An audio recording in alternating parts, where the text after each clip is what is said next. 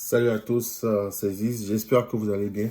Donc, ce soir, on va débriefer le match du Real Madrid contre les Blues de Chelsea. Donc, le match est fini il y a environ 2 heures de temps. Donc, c'est ça. Donc, j'ai regardé le match et c'est ça. Quel match, hein, quel match de foot. C'était vraiment difficile. C'était vraiment difficile pour le Real Madrid.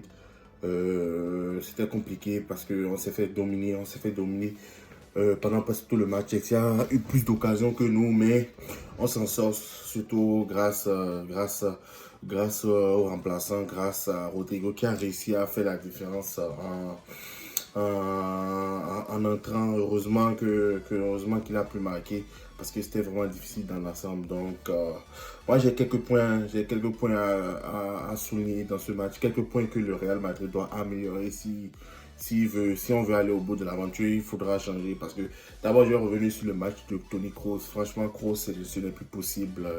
Je trouve que Kroos n'a plus le niveau. Il n'a plus le niveau il n'a plus le niveau pour jouer au Real Madrid parce que lorsqu'il fait face à un pressing qui est très intense, il n'arrive plus à perdre ses moyens, il n'arrive plus à faire son jeu. Il était le plus mauvais. Clairement, ça se voyait sur le terrain. Il était très, très, très mauvais. Il n'arrivait pas à rien. Il a pris un carton jaune, il commettait des fautes, il perdait beaucoup de balles.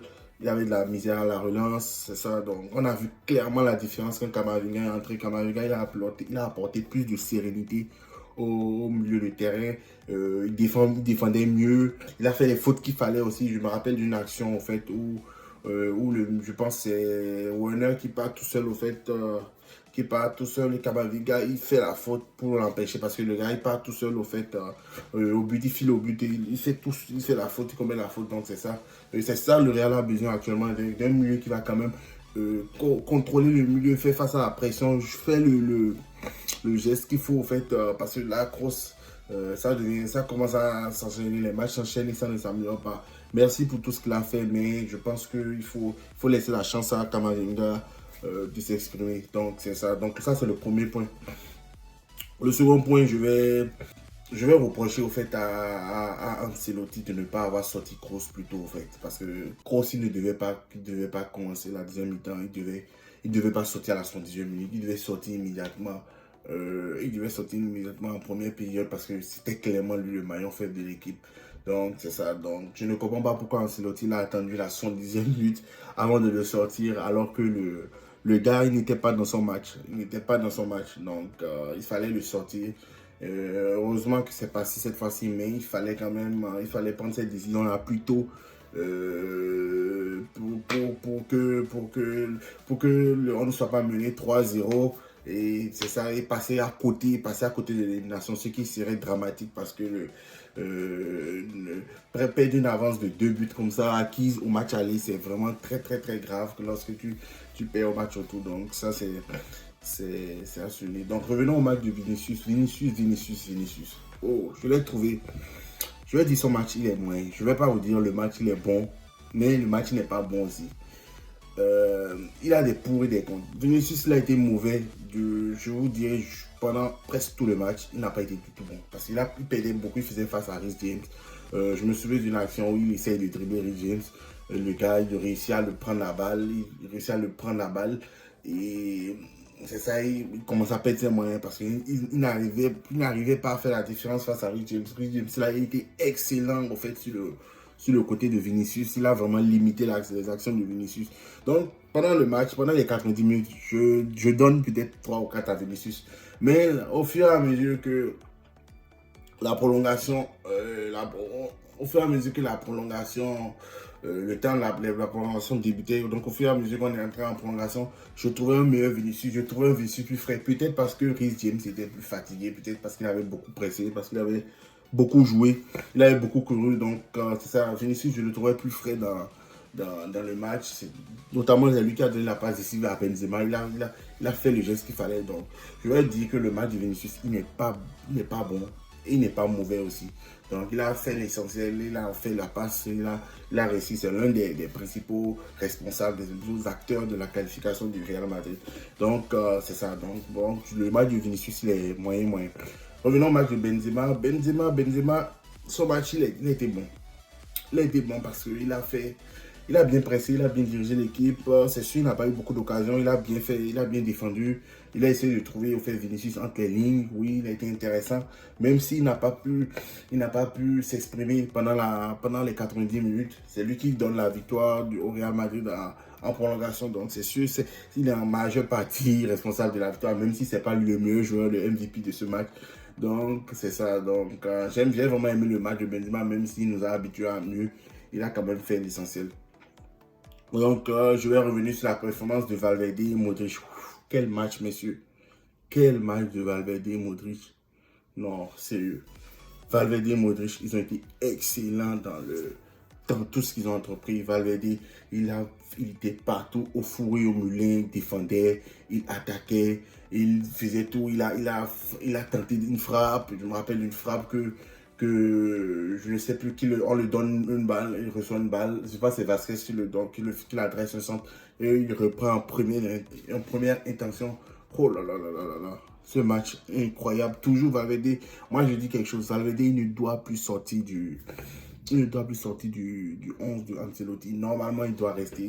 Il est fait pour être titulaire au Real Madrid. Tu ne peux pas jouer contre une équipe qui met autant d'intensité sans un joueur comme Fede Valverde. Donc, vraiment, très bonne performance pour Fede Valverde. Bravo à lui. Et j'espère que Ancelotti a compris qu'il ne doit plus se séparer de l'Uruguay. Il est vraiment très bon. Donc, c'est ça. Modric aussi excellent aussi. C'est lui qui est à l'origine de l'extérieur du pied. Un extérieur du pied à Rodrigo. Waouh, quel extérieur du pied. Il lui donne un extérieur déposé sur le pied de Rodrigo qui ajuste parfaitement Edouard Mendy. Vraiment très bon match de Modric. Il est vu, il a 36 ans, n'oublie pas, mais toujours excellent. Il est toujours excellent. Il répond toujours présent lorsqu'il joue. Il met l'intensité qu'il faut. Il ne perd pas beaucoup de ballons. Il fait les dribbles qu'il faut. Il défend. Donc, excellente performance de Modric. Donc, c'est ça. Donc, j'espère qu'il va continuer aussi comme ça. Donc, je vais vous parler de la performance de Cavaral, rapidement de Cavaral et puis de Mendy. Mendy n'a pas fait un très très bon match. Il a fait une erreur très bête. Il pouvait conduire à... Heureusement que l'arbitre a refusé le but. Mais c'est ça, il fait toujours tenter des dribbles difficiles. Ce n'est pas si évident quand tu as des attaquants qui ont la faim comme Chelsea. Chelsea voulait vraiment, ils avaient la faim. Ils avaient la faim, ils voulaient vraiment coûte que coûte marquer. Au fait, donc c'est ça. Donc tenter des dribbles dans des zones aussi risquées. Au fait, je pense qu'il vaut mieux qu'ils arrêtent de faire ça parce que ce n'est pas les attaquants, ce n'est pas les défenseurs de Retafe ou bien de Valladolid ou bien de Cadiz. Là, c'est Chelsea quand même. C'est une équipe qui a de la qualité. Donc il faut qu'il arrête de faire ces gestes techniques là parce que ça handicape l'équipe. Surtout si on prenait ce but là, on allait être éliminé. Donc vraiment, je n'ai pas été content du match de Mendy. Cavaral aussi, Cavaral il a fait quand même un match satisfaisant, il n'a pas été très bon, mais c'est ça, j'attends plus de Cavaral, j'attends plus, il n'a pas fait assez, il a dressé assez de centre, il n'a pas fait assez de passes, même s'il a été très bon défensivement, surtout lorsque Ancelotti l'a replacé en défense centrale, il a fait le taf, je trouve. Donc, bonne performance de Cavaral, même si ce n'est pas le Cavaral d'avant. Donc, je souligne aussi la performance de Marcelo, parce que Marcelo, son entrée est bonne, il est quand même très à l'aise avec le jeu de pied. Il a quand même essayé de trouver au fait Vinicius, d'essayer d'adresser quelques passes, même si tout n'a pas fonctionné. J'ai quand même aimé le match de Marcelo. N'oublions pas, il est vu. C'est probablement sa dernière saison au Real Madrid. Donc, c'est ça. Donc, un match aussi crucial. Il a fait ce qu'il devait faire. Donc, bravo à lui. Donc, c'est ça. Donc, je pense que c'est tout pour mon résumé. Donc, j'ai oublié qui Casemiro. Bon, Casemiro, je ne l'ai pas trouvé très très bon. Je ne l'ai pas trouvé très très bon. Il a fait le match à qu'il a fait était vraiment meilleur que ça. Il a fait des trucs que moi, il n'a pas mis. Je trouve qu'il n'a pas mis assez d'intensité Casemiro. Et c'est ça, donc je trouve qu'il doit s'améliorer. Je trouve qu'il doit faire mieux. Il doit faire le même match qu'il a fait à Stamford Bridge. C'est vrai, c'est difficile, mais quand une équipe comme Chelsea, tu dois le faire. Tu dois mettre de l'intensité, tu dois mettre du volume de jeu. Donc, espérons que Ancelotti retienne des erreurs qu'il a commises au fait dans ce match retour et espérons que ça s'améliore, espérons qu'on fasse le même match que Stamford Bridge. Moi je trouve que Stamford Bridge c'est le match référent du Real en ce début d'année là. Donc j'espère qu'ils vont faire le même match que Stamford Bridge en fait, pour la demi-finale.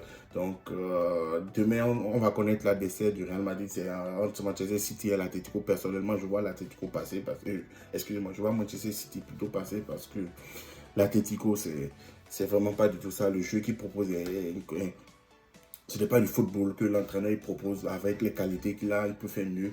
Donc, City, ils auront de l'espace parce que l'Atlético va être obligé d'attaquer pour marquer. City auront des espaces et je pense qu'ils vont faire la différence. Donc, je vois Real Madrid City demain, mais avec tout ce qui se passe, on n'est jamais sûr. Donc, il faut attendre que le match soit joué avant de tirer, tirer des conclusions. Donc, sur ce, ciao.